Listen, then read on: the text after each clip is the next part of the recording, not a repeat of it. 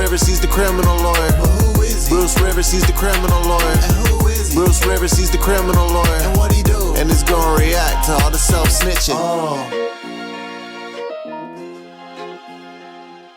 Hi, this is Bruce Rivers. Welcome to another fun-filled episode of Criminal Lawyer Reacts. I'm Bruce Rivers, board-certified criminal defense lawyer, coming to you with our content genius behind the camera, Michael Rivers. Today we're reacting to Idaho murder suspect Brian Kohberger. He entered an appearance in court just recently where they indicted him on murder one, and we'll talk about that and what the process is. But before we get to that, guess what? This is brought to you by eSign.com.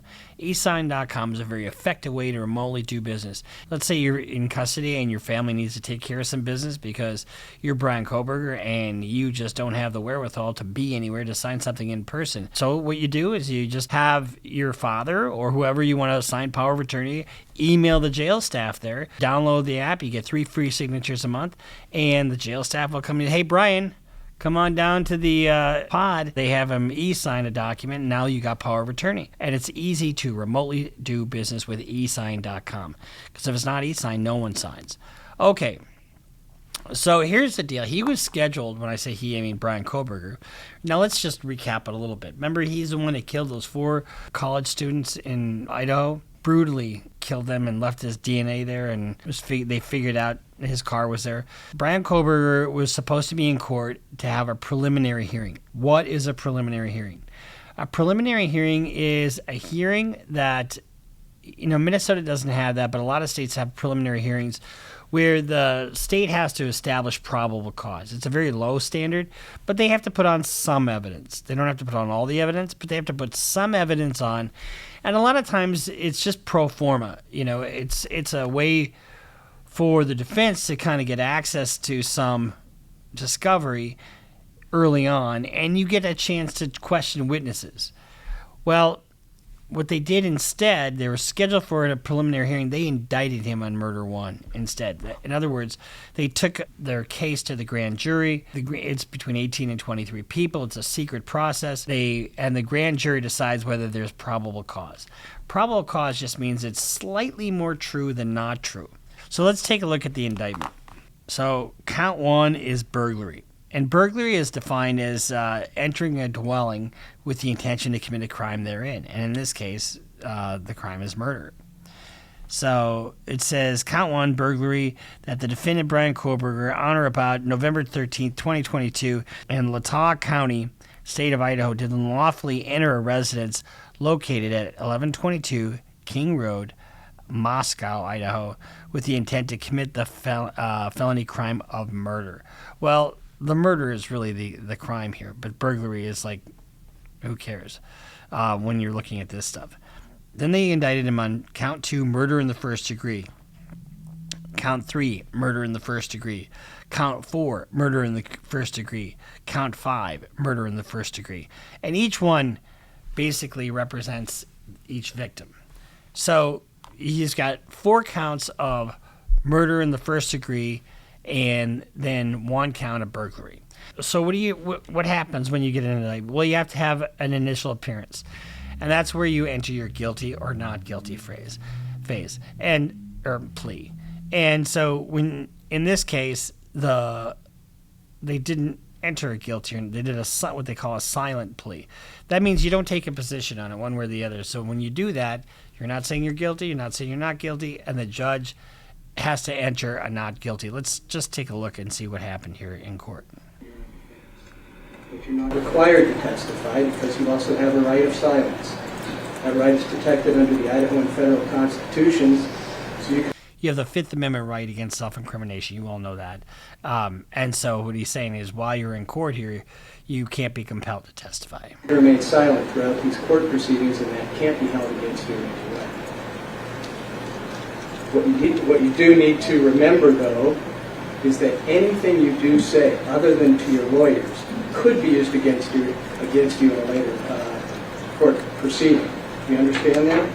Yes, I do. Okay, thank you. When you're in court, they go overboard to try to make sure that a defendant's rights are observed.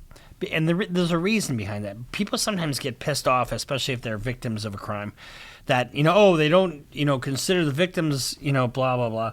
The problem is if they're not careful, then we have to come back and do it all over again, and that can be traumatizing for any victims. Do you have a copy of the indictment in front of you? Yes. Okay, thank you. And you see in the heading your name there. Is that your correctly spelled complete name? Yes, it is. So they're going through the indictment, and this seems tedious and kind of almost self-explanatory, but there's a reason that there's a redundancy in the process. All right, I'm going to read you the charges on the indictment, starting with count 1, burglary. That is a felony under Idaho Code Section 18-1401 and 1403. So this is the part of the arraignment where the judge can read the charges, but you can also waive it. Usually you can see this. Your Honor, we enter not guilty plea, waive any further reading of the complaint, ask the matter be set on for a pre-trial hearing. That's usually what happens. This alleges that you, on or about November 13, 2022, in Latah County, state of Idaho, did unlawfully enter a residence located at 1122 King Road, Moscow, with the intent to commit the felony crime of murder. Count 2, murder in the first degree. That is a felony under Idaho Code Section 18-4001, 4002, 4003, and 4004.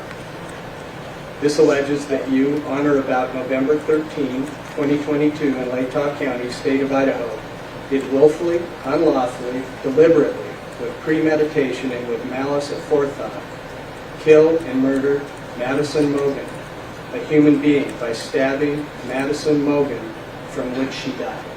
When you have the indictment, in other words, when a probable cause finding has been made by a jury or a grand jury, you don't get the opportunity then for a preliminary hearing. So that's one of the strategic reasons why they did this.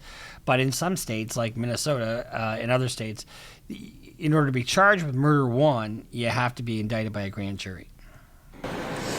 Count 3, murder in the first degree, a felony under Idaho Code Section 18-4001, 4002, 4003, and 4004.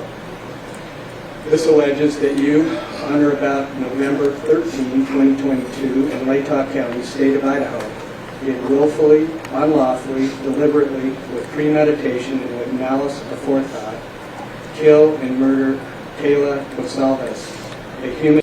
Now, if you remember, and I guess we don't really know yet exactly what his motives were, but we do know that he had an encounter with, when I say an encounter, a meeting or chance meeting with somebody at a coffee shop that may have been part of this group.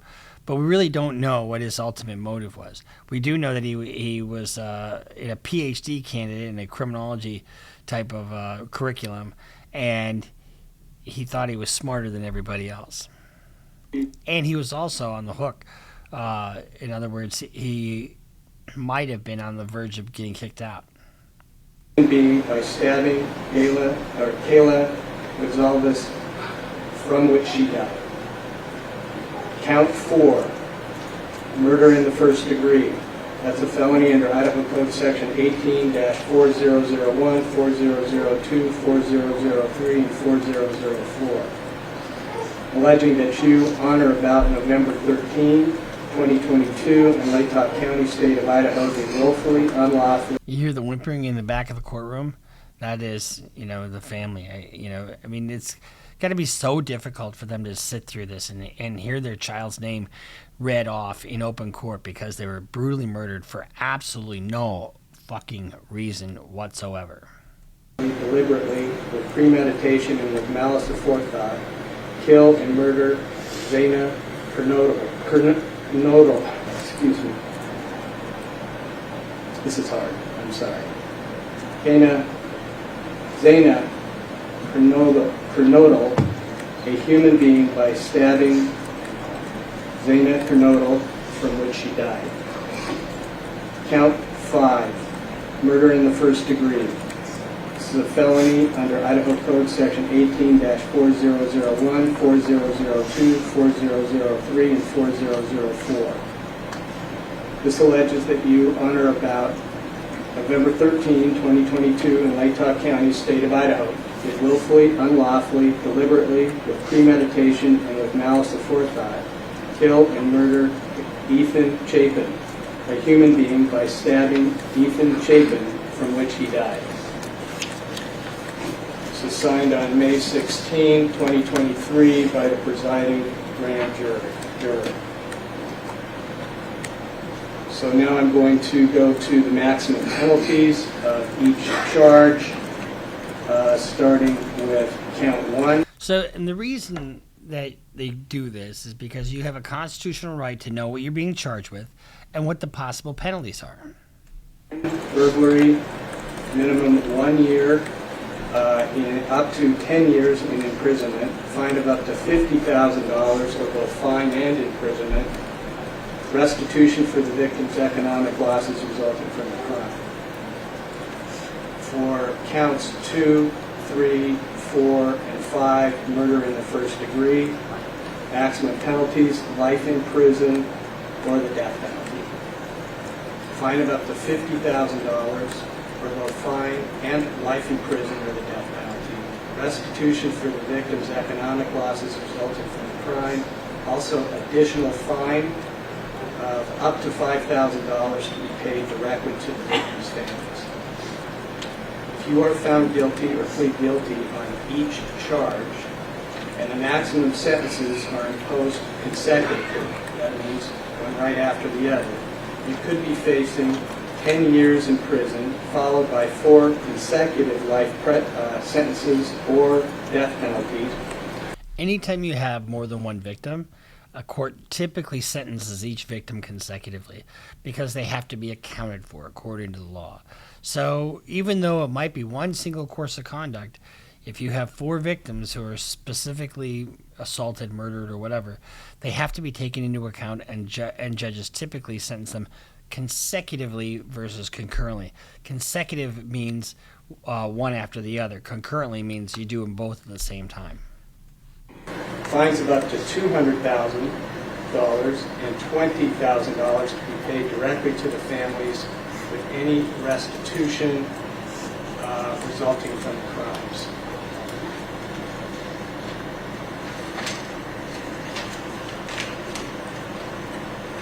Okay. Mr. Kohberger, do you understand the charge in count 1, burglary? Yes. Do you understand the maximum penalty? Yes. Do you understand the charge in count 2, murder in the first degree?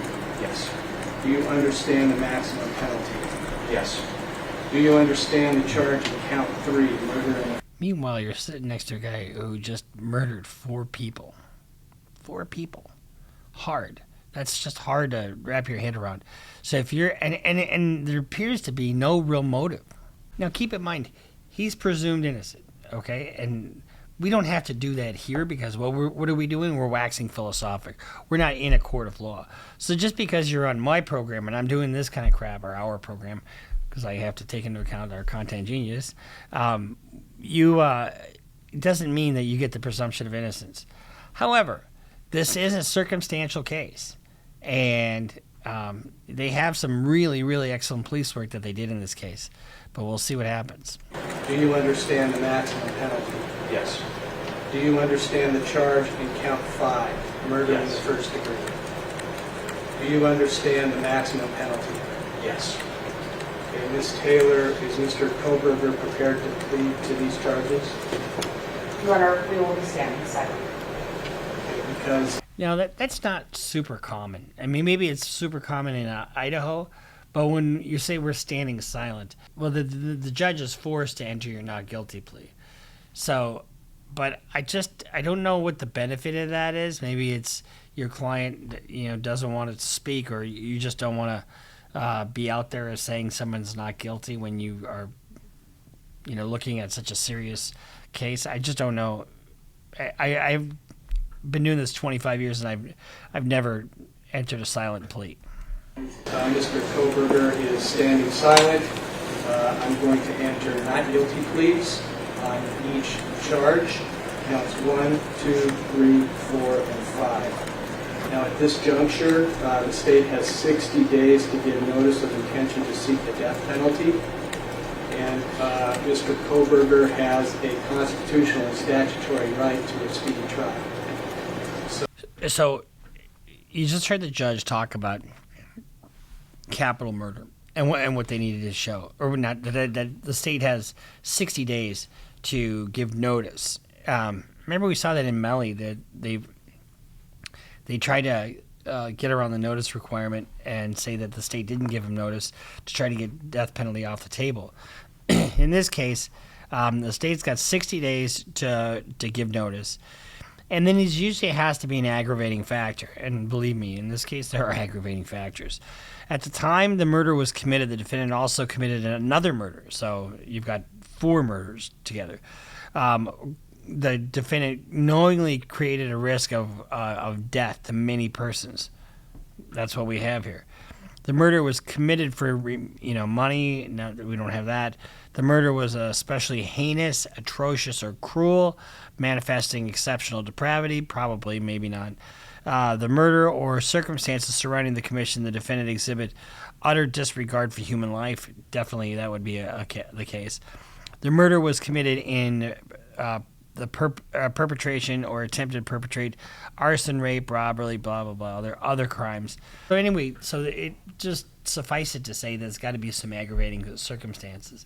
And the fact that you have 4 people killed are probably the most aggravating thing you could see. Idaho recently passed a law reinstating the firing squad, so death by firing squad. So that'll go into play July 1st. Unknown whether that would apply in this case since the crime was committed prior to that. Whether it's lethal injection or firing squad doesn't really matter at that point, right? What's going to happen now, this will be the discovery phase. They'll be getting more and more discovery from the cops and from the prosecutor. And there's a couple different things that go on. Number one, they're going to get that death penalty notice. When they get the discovery, you have to determine whether or not there's any violation of constitutional rights. In other words, if they took a statement without Miranda, if they searched the house without a warrant, if they obtain any of the evidence in violation of constitutional rights, then you file a motion as a defense lawyer to suppress. And now this is wide open to the public, so it's going to be on TV and it's going to be all over the place. So we'll continue to follow it. This is our reaction to Brian Kohberger getting indicted on murder 1, 4 counts of murder 1, 1 count of burglary. So we'll see you next time here on Criminal Lawyer Reacts. I'm Bruce Rivers with our content genius, Michael Rivers. We'll see you next time. Make sure you sign up for Patreon, follow us on Instagram, follow us on Twitter, and subscribe. We'll see you next time on Criminal Lawyer Reacts. Bruce Rivers just broke down your case. He know all the charges that you about to face. You ain't coming home till 2058. That self-snitching gon' get you put away. Bruce Rivers just broke down your case. He know all the charges that you about to face. You ain't coming home till 2058. That self-snitching gon' get you put away. 23-hour lockdown, please is at my goal.